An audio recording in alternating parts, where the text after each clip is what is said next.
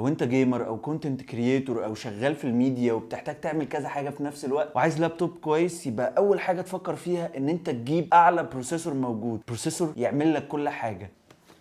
جهاز ديل جي 5 فيه بروسيسور كور اي 9 8950 اتش كي. البروسيسور ده فيه 6 كورز. انت متخيل انت ممكن تعمل بيهم ايه؟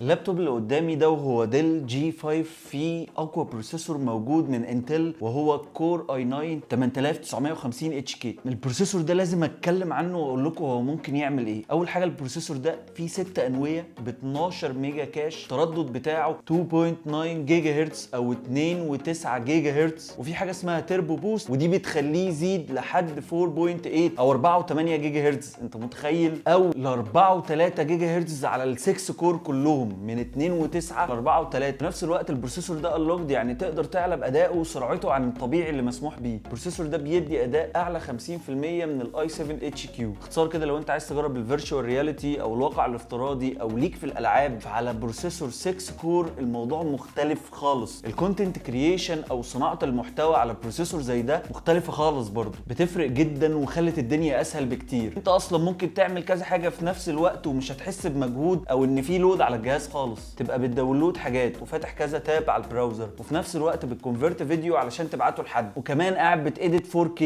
حتى مش هتحس اصلا انها تقيله عليك وانت بتعمل جنبها كذا حاجه. كمان مع بروسيسور زي ده ممكن تستريم لحد 4K على تويتش بقى او يوتيوب زي ما انت حابب، وبرده مش هتحس ان انت بتعمل حاجه تقيله او حاجه عامله لود جامد على الجهاز. فعلا انت لما تجرب تعمل شغلك على بروسيسور فيه 6 كورز مش هتحس خالص ان في لود على الجهاز، تحس ان الدنيا سهله وجميله وان انت بتعمل كل حاجه في لحظتها، مش بتاخد منك وقت كبير قوي. اما بقى بالنسبه للجيمنج فده افضل بروسيسور موجود لحد دلوقتي، ممكن تلعب عليه اي لعبه انت عايزها. الجهاز ده مع البروسيسور ده عملي جدا بالنسبه للجيمرز او الكونتنت كرييتورز او اي حد بيشتغل شغل تقيل جدا ومحتاج بروسيسور قوي معاه. هتلاقوا الجهاز ده موجود في كومبيومي وكمبيوتر شوب. وخليني اقول لكم ان انتوا لو اشتريتوا الجهاز ده هتاخدوا سكراتش كارد ممكن تكسبوا بيه رحله لاوروبا. بس ده كل اللي كنت عايز اقوله.